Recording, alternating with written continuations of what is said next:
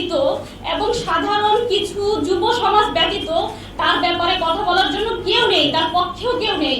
এটা একটা প্রমাণ বহন করে যে সে কোনো দল এবং মতের সাথে নেই। আমি তার জন্য আপনাদের কাছে মানবিক আবেদন করতেছি। সে নিরীহ মানুষ, হয়তো কোনো মিস আন্ডারস্ট্যান্ডিং হতে পারে, তার ব্যাপারে হয়তো ভুল হতে পারে, সে একেবারে নিরীহ একটা মানুষ। তাকে হয় আমার কাছে ফিরিয়ে দিন, হয় তাকে আমার কাছে ফিরিয়ে দিন, নয় আমাকে তার পর্যন্ত পৌঁছে দিন, নয় আমাকে তার পর্যন্ত পৌঁছে দিন। তার ব্যাপারে কথা বলারও কেউ থাকবে না, তার ব্যাপারে আপনাদের সামনে ফেস হওয়ারও কেউ থাকবে না। আমাকে তার পর্যন্ত অ্যাটলিস্ট পৌঁছে দিন। আমি আপনাদেরকে না মামুলাতগুলো আদায় করতে পারতেছি, না আমার নামাজের কোনো অর্থ ঠিক আছে, না আমার কোনো কিছু ঠিক আছে। আমি এই জীবনটা চাচ্ছি না এরকম। আমার দিন শেষে আমার রবের সামনে দাঁড়াতে হবে। দিন শেষে আমাকে আমার রবের সামনে দাঁড়িয়ে ইন্ডিভিজুয়ালি আমার জবাবদিহিটা আমাকেই করতে হবে। আমি এই লাইফটা আর বেয়ার করতে পারতেছি না। আমি আর কোনোভাবেই আমি এটা নিতে পারতেছি না। আমি ফিজিক্যালি প্রচন্ড রকম উইক হয়ে গেছি। আমি হাত জোর করে বলবো আপনাদের কাছে, আমার এই নিউজটা আপনারা মাননীয় প্রধানমন্ত্রী পর্যন্ত পৌঁছে দিন। আমি হাত জোর করে বলবো আপনারা প্রধানমন্ত্রীর কাছে আমার এই নিউজটা পৌঁছে দিন। উনি যেন অতি সত্বর অনেক অল্প সময়ের মধ্যে ওনাকে আমাদের কাছে ফিরিয়ে দেন। উনি একেবারেই নিরীহ সাধারণ একটা মানুষ। ঠিক আমি যেমন, ঠিক উনি যেমন, ঠিক আমি যেমন, আমরা প্রত্যেকে নিরীহ মানুষ। আমি কিছুই জানি না, আমি এই অঙ্গনের মানুষও না। আমি আবার বলি, আমি এই অঙ্গনের মানুষও না। তাই আমার কথায় যদি কোনো ত্রুটি বিচ্যুতি থাকে, কোনো ভুলভ্রান্তি আপনাদের দৃষ্টিগোচর হয়, আমি আপনাদের কাছে ক্ষমা প্রার্থী। আমি মানসিকভাবেও ভালো নেই, আমি শারীরিকভাবেও ভালো নেই। আমার পক্ষ থেকে আমি আপনাদের বোন, আমি ওনাকে অনেক ভালোবাসি, আমি আপনাদের বোন। জাস্ট আমি ওনাকে ফিরে পেতে চাই। আমি আপনাদের বোন, আপনারা সবাই আমাকে একটু হেল্প করবেন। আমি আপনাদের বোন। আমি আর এর বেশি কিছু আপনাদেরকে আমি বলতে পারতেছি না। আমি আর পারতেছি না। আমি জাস্ট কিছু পারতেছি না। আমি আর কিছু পারতেছি না। আমার পক্ষ থেকে প্রধানমন্ত্রী পর্যন্ত লেটার দেওয়া হয়েছে। আমি ডিবি কার্যালয়ে গিয়েছি, আমি র্যাব সদর দপ্তর গিয়েছি, পুলিশ হেডকোয়ার্টার গিয়েছি এবং প্রত্যেকের কাছে আমার পক্ষ থেকে একটা লেটার পৌঁছে দেওয়া হয়েছে। আমি আসার আগে র্যাব হেডকোয়ার্টার থেকে র্যাবের ডিজি স্যারের সাথে দেখা করে এসেছি। উনি আমাকে আশ্বস্ত করেছেন যে আমাদের কাছে নেই, অ্যাটলিস্ট আমাদের কাছে থাকলে আমি আপনাকে ইনফর্ম করতে পারতাম। আমাদের কাছে নেই। আমি তার সার্বিক সহযোগিতা কামনা করে এসেছি যে আপনি আমাকে সাহায্য করেন। তিনি আমাকে আশ্বস্ত করছেন, তিনি তার নাম্বারগুলো রেখেছেন। তিনি বলেছেন যে আমরা দেখতেছি, যদি কোনো খবর পাই আমরা জানাবো। আমাকে প্রশ্ন করেছেন, আপনি কি মনে করেন যে সে আমাদের প্রশাসনের কাস্টাডিতে আছে? আমি বলেছি না, আমি এমন মনে করে আপনাদের শরণাপন্ন হইনি, বরং আমি আপনাদের কাছে, আপনারা পারবেন, আপনাদের সে শক্তি আছে, সেই আশা নিয়ে আমি আপনাদের শরণাপন্ন হয়েছি। আপনারা চাইলে অনেক অল্প সময়ের মধ্যে সম্ভব, এমন একটা নিরীহ মানুষের উপরে কি জন্য এই ধরনের একটা অবিচার হবে? উনি তো একেবারেই সাধারণ মানুষ, হয়তো কোনো ভুল বোঝাবুঝি হতে পারে। ওনাকে ফিরিয়ে দিন, আল্লাহর ওয়াস্তে ওনাকে ফিরিয়ে দিন। আমাকে একটা সাউন্ড লাইফ লিড করার মতো একটা পরিস্থিতি তৈরি করে দিন। আমি কিছুই করতে পারতেছি না, আল্লাহর ওয়াস্তে ওনাকে ফিরিয়ে দিন। আপনারা চাইলে অনেক কিছু অনেক সহজভাবেই সম্ভব। আমি আপনাদের কাছে আবারও ক্ষমা প্রার্থী যদি আমার কথার মধ্যে কোনো ভুল বিচ্যুতি আপনাদের দৃষ্টিগোচর হয়ে থাকে। আমি আমার কথা শেষ করতেছি, এই মেসেজটুকুই আমার পক্ষ থেকে আপনারা পৌঁছে দিবেন। আমি কথা শেষ করার আগে আপনাদেরকে আবারও ধন্যবাদ জানাচ্ছি।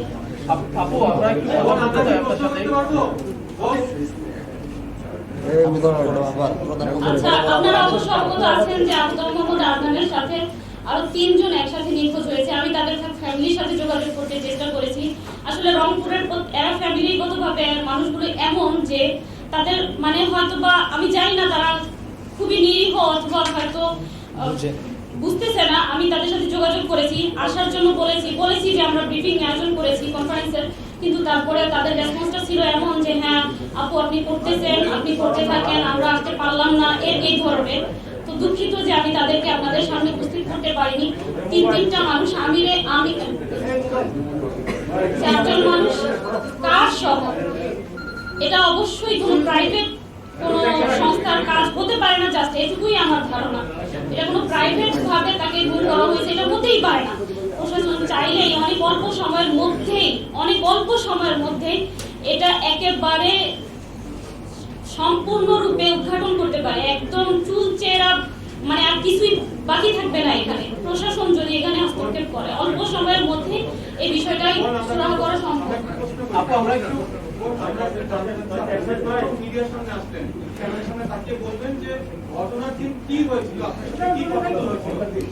ঘটনার দিন আমি ডিটেইলস বলতেছি। ঘটনার দিন উনি আসতেছে যখন 3টা থেকে 3:30,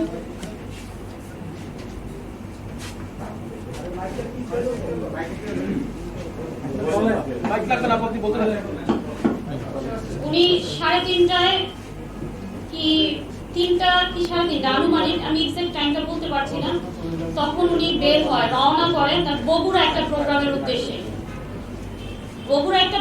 উদ্দেশ্যে রওনা করে। সাথে ফিরোজ ভাই এবং মুহিত ভাই নামে 2 ব্যক্তি তার সাথে ছিল সফরসঙ্গী হিসেবে। আর যার কার তার নাম হচ্ছে আমির, সে নিজেই ড্রাইভ করতেছিল। এই 4 জন বগুড়ার প্রোগ্রামের উদ্দেশ্যে রওনা করে। উদ্দেশ্য ছিল প্রোগ্রাম শেষ করে ঢাকা ফিরবে, ঢাকা আমার কাছে উনি আসবেন।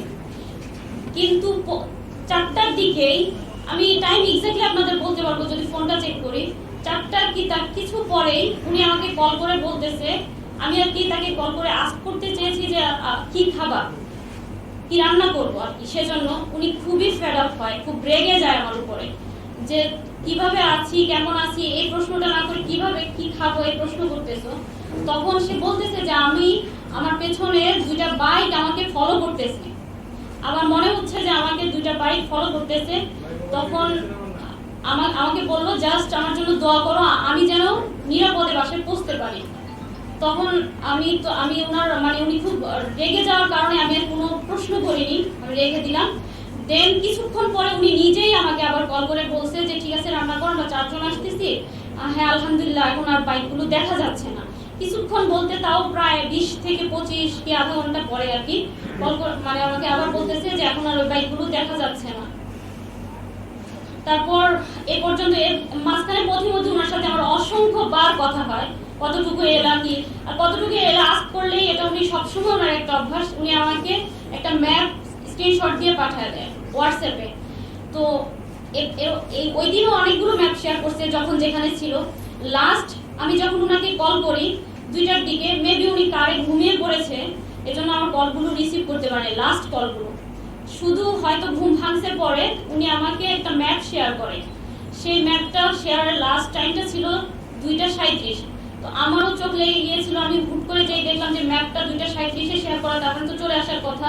ওখানে শো করতেছিল ডেস্টিনেশন 18 মিনিট, মানে 18 মিনিটের মধ্যে উনি মিরপুর ইন করবে এরকম।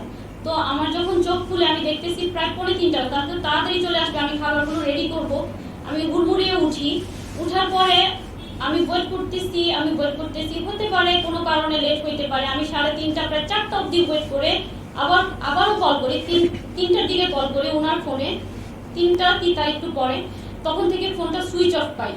তারপরেও আমি কিছু মনে করি হতে পারে তার ফোনে চার্জ নেই। তারপর আরো কিছুক্ষণ পরে আমি আমিরের নাম্বারে, যার কার ড্রাইভ যে করতেছিল, তাকে কল করি। কল করার পর তার ফোনও সুইচ অফ পাই। তখনই আমার কাছে একটু সন্দেহ হয়। তারপর থেকে আমি লাগাতার ট্রাই করতে থাকি, আর একটু ওয়েট করি, এভাবে 5টা বেজে যায়। 5টার পরে আমি যাদেরকে চিনি বা ওনার সাথে যারা মোটামুটি চলাফেরা করে, এদেরকে আমি নক করা শুরু করি। আর ফ্রাইডে ওনার একটা প্রোগ্রাম খুতবা ছিল, সাবার একটা খুতবা ছিল, সেই খুতবায় উনি অ্যাটেন্ড করলো কিনা আমি প্রায় 6টা অবধি তাকে অনেককে কল করার পরে আমি 6টার পরে ওখানেও কল করি যে ওখানে চলে গেল কিনা কোনো কারণে। তারাও বললো যে না, এখানে আসেনি। এই ছিল ঘটনা। দেন তারপরে আমি দারুস সালাম থানায় উদ্দেশ্যে রওনা হয়ে যাই, কারণ আমি যে দেখেছি ওখানে গাবতলী শো করতেছিল, সেজন্য আমি দারুস সালাম থানায় যাওয়ার পরে তারা আমাকে বলে যে আপনার সব ডিটেলসগুলো নিল, আদনান সাহেবের সব নাম্বার সব কিছু নিল, নেওয়ার পরে বলতেছে যে আমরা লোকেশন জেনে দেন আমরা একটা আপনাকে জানাবো কিছু একটা। তারপর আমি জানতে চাইলাম অ্যাটলিস্ট তুমি কোথায় আছে, এটা ইনফরমেশনটা আমি কোথায় পাবো। তখন তারা আমাকে বললো যে আপনি এক কাজ করেন, জিবির ওখানে যান, র্যাবের কার্যালয়ে যোগাযোগ করেন, তাদের পর্যন্ত গিয়ে আপনি জানার ট্রাই করেন যে আসলে উনি কোথায় আছে। আমি গেলাম, পরের দিন দারুস সালাম থানায় আমার সারাদিন লোক বসেছিল একেবারে রাত অবধি। তারপর তারা বলতেছে যে না, এখানে লোকেশনটা এখানে না, তাই তারা এখানে জিডি নিতে পারবে না, যদি জিডি করতেও হয় তো বোঝানো পল্লবী গিয়ে করি। তো পল্লবী যাওয়ার পরে তারাও বিষয়টা আমলে নেয়নি, একই কাহিনী করলো যে আমি লোকেশন দেখবো, দেন আমরা জানাবো। সেম আমি ওভাবে বসে থেকে চলে আসি। তারপর আবার লাস্ট আমি কিবার আমার কাছে দিন রাত সব সমান, ডেট তারিখ সব সমান, তাই আমি এখনো বলতে পারবো না আজকে কত তারিখ কিংবা আজকে কি বার। তো আমি তারপর পল্লবী থানায় মেবি গতকালের আগের দিন রাতে আমি গিয়ে ওনার একটা পার্সোনাল নাম্বার আছে, এটা শেয়ার করি যে স্যার আমার একটা ভুল হয়ে গেছে, পাবলিকটা দিয়েছিলাম, পার্সোনালটার কথা আমি ভুলে গিয়েছিলাম। এই পার্সোনালটা দেওয়ার পর ওইটা থেকে তারা বললো, ওটা দেখে ওটার লোকেশনের কথা বলেনি, তাৎক্ষণিকই ততদিনে হয়তো মিডিয়ায় বিষয়টা চলে আসছে গত পরশু রাতে, তাৎক্ষণিক তারা একটা অভিযোগ নেয়। এর মধ্যে রংপুর কোতোয়ালি থানায় ওনার মায়ের পক্ষ থেকে একটা জিডি নেয়, সেই জিডির মাধ্যমে জিডির নাম্বার দিয়েই একটা অভিযোগ গ্রহণ করে পল্লবী থানায়। আর আমি তো আমার চেষ্টা অব্যাহত রেখেছি। এরই মাঝে আমি প্রধানমন্ত্রীর কার্যালয়ে 2 বার গিয়েছি, ওখানে লেটার দিয়েছি। ডিবি কার্যালয়ে তো আমি অনেক ট্রাই করেছি, আমাকে তো কোনোভাবে অ্যাক্সেসই দেয়নি। আর আমি তো জানিও না সবচেয়ে বড় কথা কোন বইতে যেতে হবে, কিভাবে কি করতে হবে, কারণ আমি তো এই অঙ্গনের মানুষই না। বাধ্য হয়ে শুধুমাত্র উনার জীবনটার কথা ভেবে, উনার জন্য আমার যন্ত্রণার জায়গা থেকে, আমার আর্তনাদের জায়গা থেকে আপনাদের সামনে ফেস হতে হয়েছে। আমি কখনোই ফেস হতে চাইনি।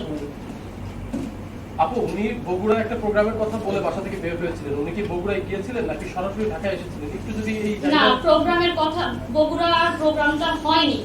ওই মেবি আমার সাথে তো তার ডিটেইলস আর কথা হওয়ার সুযোগ ছিল না। আমি ভাবছিলাম বাসায় এনে দেন আমিও তাকে আস্ক করব যে আসলে কি কারণ ছিল, কি হয়েছিল প্রথমতে, কারণ সে খুব রেগে গিয়েছিল আমার উপরে। সেজন্য আমি আর তাকে ওখানে কিছু জিজ্ঞেস করিনি, শুধু এতটুকুই জানতে পেরেছি যে ওই দিন আর প্রোগ্রামটা উনি অ্যাটেন্ড করেনি।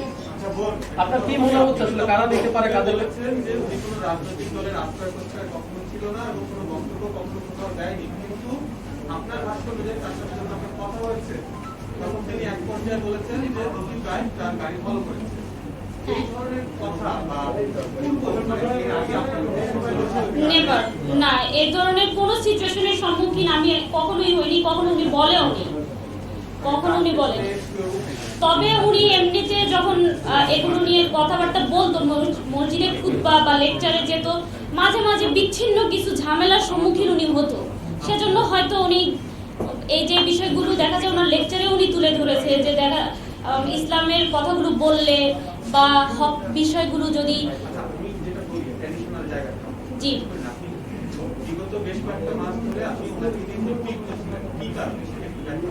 বিগত কয়েক মাস ধরে আমি তাকে নিয়ে উদ্বিগ্ন ছিলাম, এরকম আমি বলিনি। প্রোগ্রাম যারা আয়োজক তাদের সাথে যোগাযোগ করেছেন কিনা, বা উনি যে প্রোগ্রামটাতে গেলেন বগুড়াতে প্রোগ্রামে যায়নি, প্রোগ্রামটা অ্যাটেন্ড করেনি। যারা আয়োজক, যারা এটা আয়োজন করলেন, যারা আয়োজক আমি তাদেরকে চিনি না, আর তার কোথায় কখন প্রোগ্রাম থাকে এগুলো সব তো আর আমার সাথে শেয়ার করে না। আমি তো সবার নাম, যেগুলো পোস্টার হয় জাস্ট ওগুলো হয়তো বা আমি জানি, আর খুতবার ওখানে আমি কল করতে পেরেছি এজন্য যে এটার পোস্টার হয়েছিল, আদারওয়াইজ আমি তো জানি না কাদের সাথে তার কথা হচ্ছে। আমি তো আপনাদের সাথে ফেস হচ্ছি, এভাবে তো ফেস হওয়ার প্রশ্নই আসে না। আপু, একটু বলবেন কি আসলে আপনাদের কি মনে হচ্ছে, কারা তাকে অপহরণ করে থাকতে পারে, বা আপনাদের পরিবারের পক্ষ থেকে আপনারা কি মনে করছেন? আইন শৃঙ্খলা রক্ষাকারী বাহিনী কেউ নিয়ে গেছে নাকি অন্য কারোর সাথে তার শত্রুতা ছিল?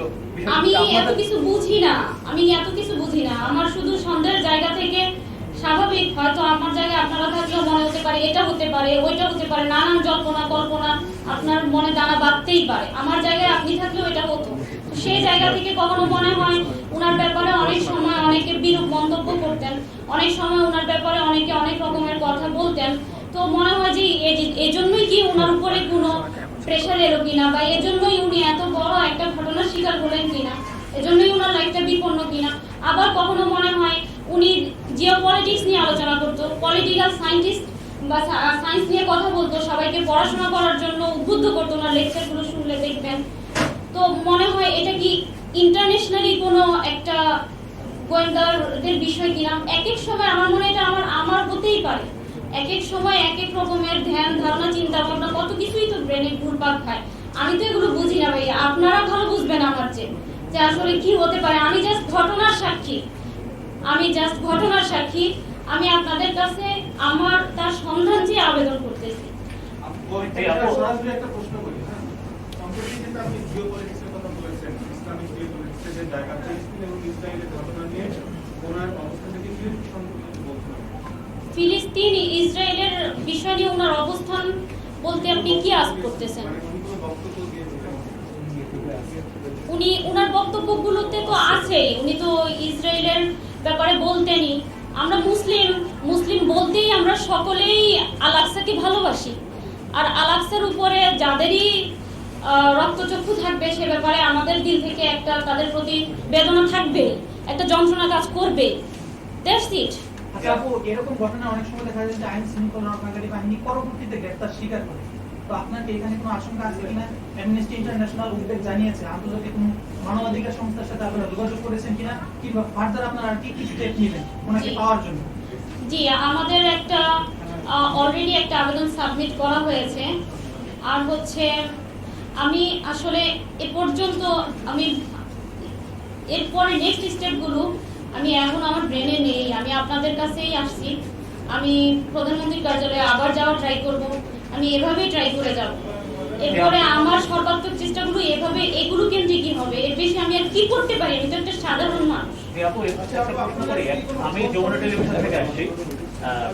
সেটা হচ্ছে আমাদের আসলে ব্যক্তিগত জীবন নিয়ে আমাদের তারপরেও যেহেতু উনি মিসিং এবং এটা নিয়ে সারা বিশ্ব নিয়ে আলোচনা হচ্ছে বাঙালিদের মধ্যে, একটু তার আবু তহা মোহাম্মদ আদনান, এই আমরা জানি তার নাম আফজালুল আদনান, তার আবু তহা মোহাম্মদ আদনান এবং তার এই যে পরিচিতি, এইটা উনি আসলে কিভাবে হয়ে ওঠেন এটা একটু বলবেন? তার আসলে ব্যাকগ্রাউন্ড বা তার পড়াশোনা বা এগুলো আমরা একটু জানতে চাই। ওটা হচ্ছে তার আইডি কার্ডের নেই। আর আবু তহা মোহাম্মদ আদনান দিয়ে তার অফিসিয়াল পেজগুলো চলতো, ইউটিউবে এই নামটা দেয়া ছিল, যার জন্য এই নামটাতেই উনি পরিচিত। আর পড়াশোনার ব্যাকগ্রাউন্ড হচ্ছে উনি ফিলোসফিতে মাস্টার্স করেন, দেন উনি সালাফি মাদ্রাসা থেকেই অ্যারাবিকের উপরে বিভিন্ন অনেক টিচারের থেকে অনেক মুরব্বীদের থেকেই শিক্ষা গ্রহণ করেন। তবে উনি এমন না, আমি আবারও বলতেছি, কথাটা আমি শুরুতে বলছি যে উনি সালাফি কিংবা হানাফি কিংবা হাম্বলি কিংবা কওমি কিংবা দেওবন্দি কিংবা আহলে হাদিস, উনার এরকম কোনো পরিচয় নেই। উনি সবার থেকে উনি সংকীর্ণ মনের ছিলেন না, উনি হকটা সব জায়গা থেকে গ্রহণ করতেন এবং উনি প্রচুর পড়াশোনা করতেন, অনেক বেশি পড়াশোনা করতেন। জাস্টিস তকি উসমানীর বইগুলো উনি পড়তেন। আমার বাসায় যে বইগুলো আছে, রংপুরে ওনার যে বইগুলো আছে, এগুলো মানে সব বাইরের স্কলারদের বই আছে অনেক, মানে উনি সবার থেকেই এলেম নিতেন। উনিও তো সাধারণ একটা মানুষ, আর ব্যাকগ্রাউন্ড ওনার জেনারেল। রাজনীতির সাথে যুক্ত না, রাজনীতির সাথে যুক্ত থাকাটা কোনো অপরাধ মনে করেন? আমি এগুলো বুঝি না, আমি রাজনীতি কি জিনিস জানিও না।